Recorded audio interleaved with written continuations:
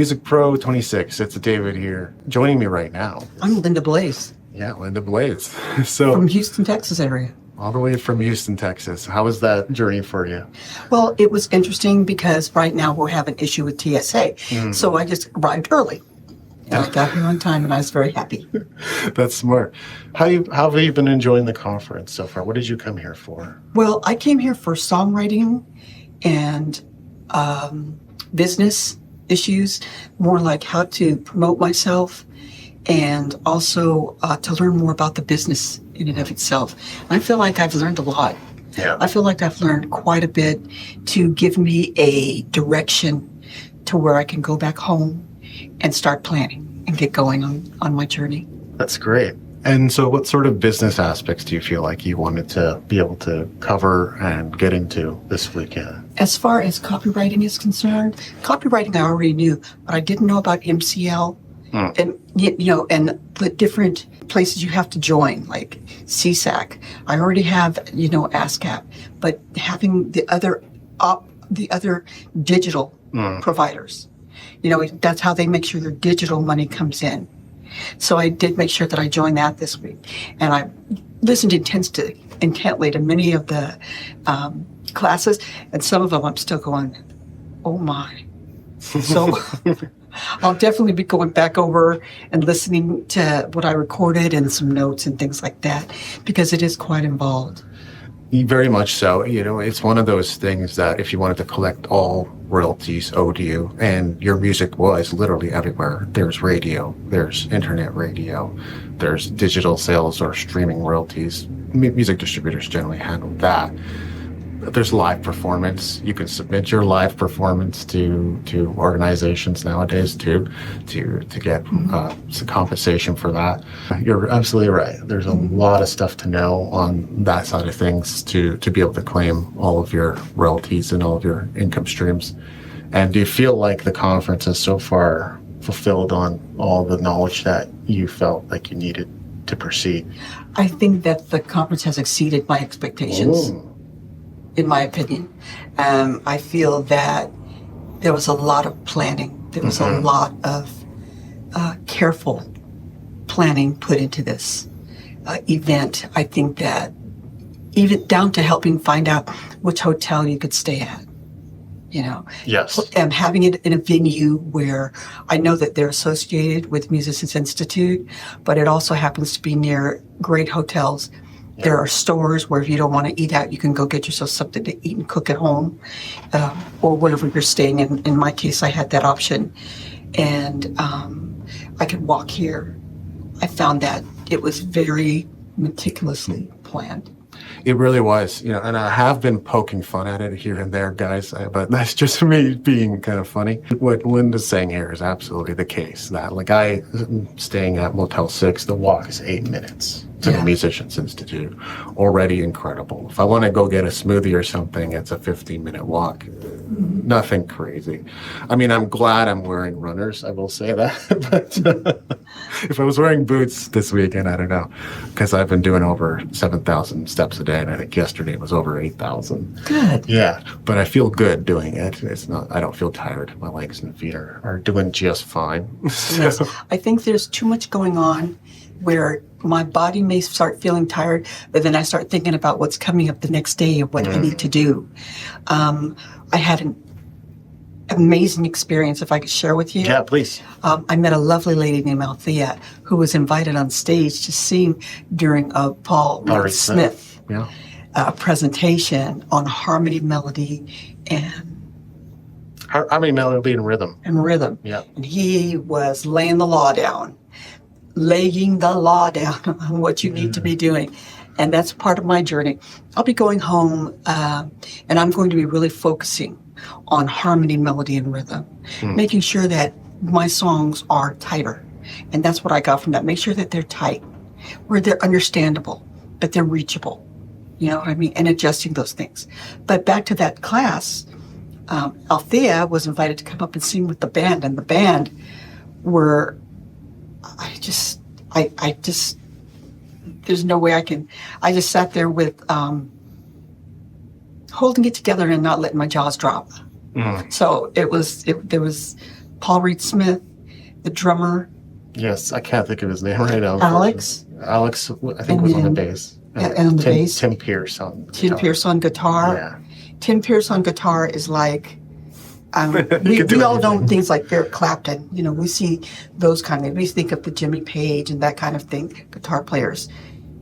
This was a guitar player that I was not familiar with, but I feel is at that level or above. And their language between them and the drummer was out of this world. So there was 3 of us out in the audience, and we're like, well, she has to have backup singers. So we're going, back up, back up. And he let us come up. And there's 3 of us that came up there. We don't even know each other. And we were able to do backup together. Yes. And just having that chemistry together, being on the stage with such esteemed musicians, you know, and then watching Althea, I sincerely pray that this is going to be the movement of Althea's career upward, that she's made connections that will last her the rest of her life. And I still haven't come down from that. It was amazing. Are you worried about algorithm updates, like at all? Look, it doesn't matter whether you're on Google, YouTube, or Facebook.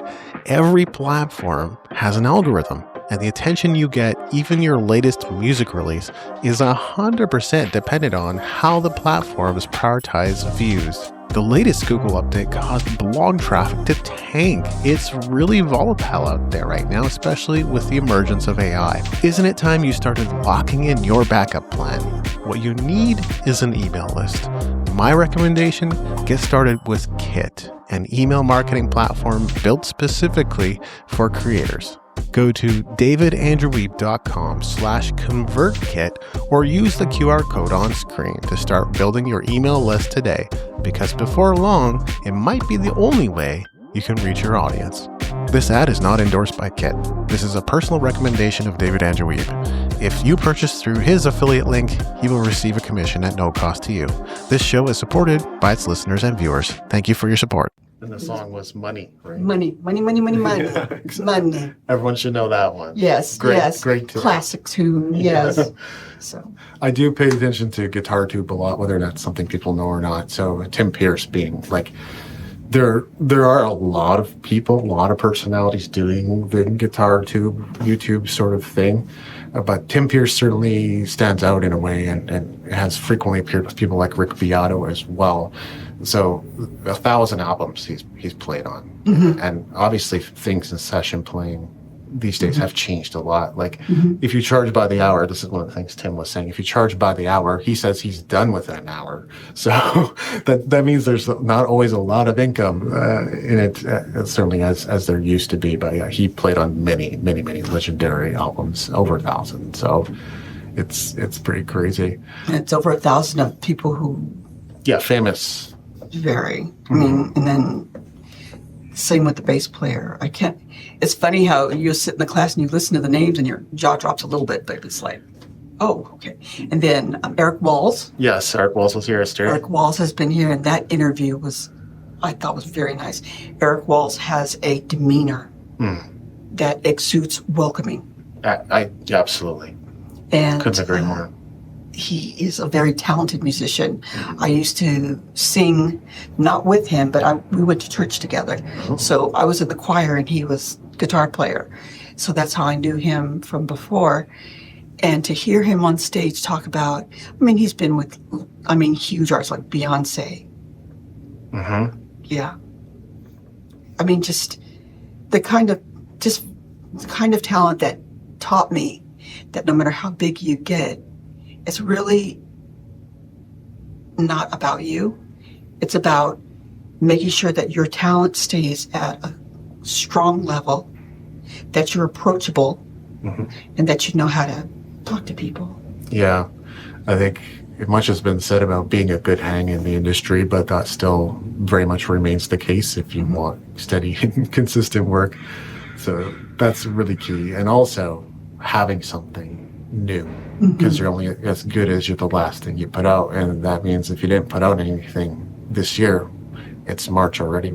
And it might be April by the time people see this interview. So, you need to get... Speaking of which, when I leave here, I'm looking forward to releasing a single called I Love You. My genre is gospel music. However, it's in multiple genres. So I'll look forward to finishing that. Hopefully I'll be able to work with a producer named Andrew Bradley, and we can release that, and not only not release the project, but go ahead and promote the project properly, which is one of the main things I've learned here, how to promote that project. And while you're at it, is there anything else you'd like to plug or share with our viewers, listeners, audience? Well, the main thing I want to say is that I'm just grateful that I came here to meet David, to meet the people that I've met here. I just feel like the Lord has brought me to a wonderful place. And I'm grateful to meet your audience as well. Is there anything you'd like to see in future conferences, for future music pros? I think that it would be nice to have more individual instrumental times. Yeah. Like certain bands or... Bands, and then keyboard things. Because as a keyboard player myself, I would like to have those mentors. Paul Reed Smith said one thing that I will never, ever forget. You learn by sitting at the knee. In other words, if you're getting a place where you don't feel you're going any further, get yourself a teacher. Go somewhere and listen. And I love listening to other players. You know, there's a program called Open Studio that I am participating in as far as being a jazz musician, and they're on YouTube. They are fabulous, and they they teach in a way that you can get it. Remembering the other main things I've heard several teachers say here today, small increments get you a long way. Yeah. Not trying to feel like you have to come up with this huge product and then it's going to be this huge success. It's about being steady, persevering. Yeah, I think so too. And based on the sessions that I've seen, you want to have the ideal release schedule is every 4 to 6 weeks. Preferably more than one song, but if one song is all you got, that's what you would put out there. Yeah, just to keep present. But more than that apparently can be too much in terms of the algorithm. So for algorithm's sake, it's better for every 4 to 6 weeks.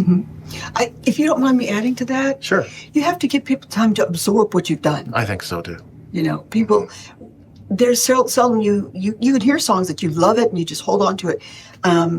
There was an artist named Jenna Marie, and she was on YouTube, and she just got on their acoustic live and did a song she wrote called I've Never Been Thin. And that thing blew up, and I think it might have caught her back because I haven't heard anything from her. That was last year when she put that out, and I did purchase it, you know, from Amazon, and just that one song, that was one of those songs that just caught you. You know, and the other thing is they talked about, in the songwriting class that I was in, that was Judy Stakey. She talked about telling stories. And the main thing that if I could share with your audience that caught me, take care of your mind, your body, and your soul. Oh, yeah. It's really important. And to be honest with you, I had previous career where that was not the case. And now I realize I'll put out a better product if I do what she says. That is definitely something I've stressed through the years. So I couldn't agree more. You know, beware of burnout. Try to do things like, yes, we want to release on a schedule. Yes, we want to maintain activity to create momentum and keep that momentum in our careers. But without you, there is no business. Or without you, there is no career, if you prefer that term. So that's really good stuff, Linda. Thank you. So, thank you for doing this. And thank you for having me. Yeah, thank you so much. All right, thanks for watching all. See you again soon. Well, I sure hope you enjoyed this video. I know I got something out of it. Please take a moment to like, comment, and subscribe. I look forward to seeing your comments, and I'll see you next time.